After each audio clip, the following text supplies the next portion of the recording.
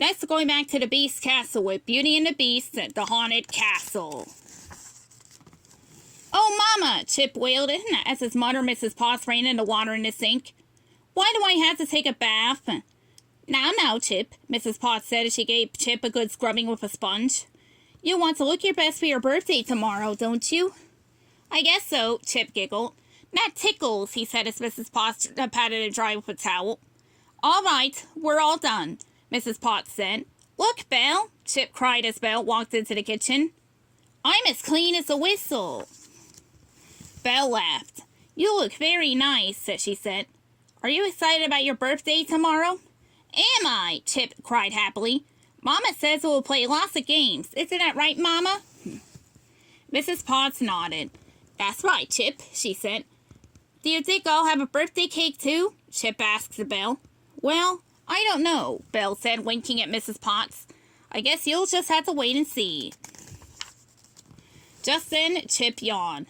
"All right, Chip, time for bed," Mrs. Potts said as she nudged it toward the china cabinet. "But how can I sleep and I'm so excited about my birthday?" Chip asked, yawning again.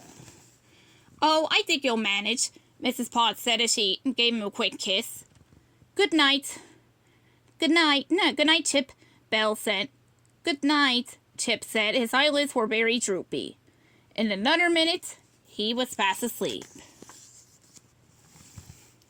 A few hours later, Chip woke up with a start. The kitchen was very dark. There wasn't even a crack of light coming in from the door to the hallway.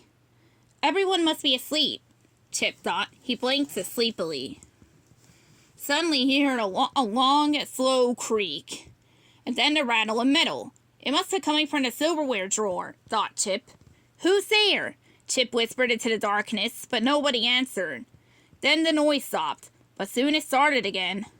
More quickly this time. Chip shivered. "Come out and show yourself," he said, trying to be brave. He wished that there was some light in the kitchen. He couldn't see a thing.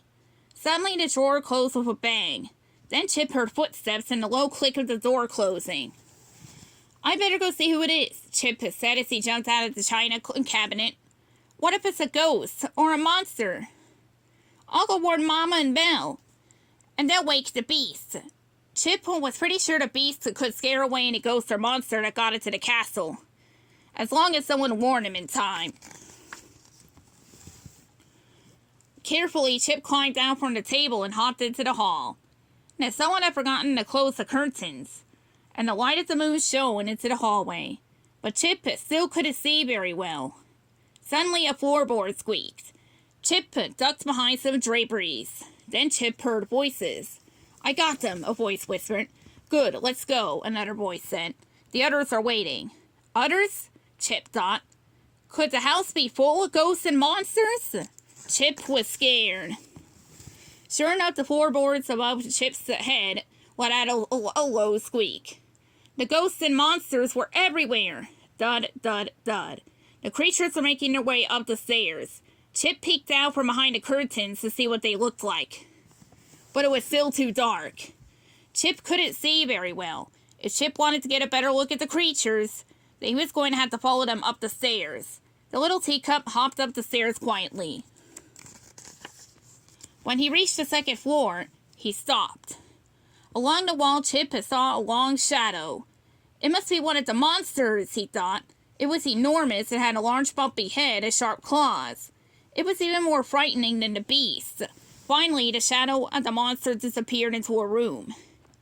Chip just had to see what the monsters looked like, so he decided to go in. He took a deep breath and quickly hopped to the door and let it swing open. When he saw what was inside, he let out a gasp. "Chip!" Belle cried. "What are you doing up so late?" "My heavens!" Cogsworth, the mantel clock, shouted as he dropped the large present he was carrying.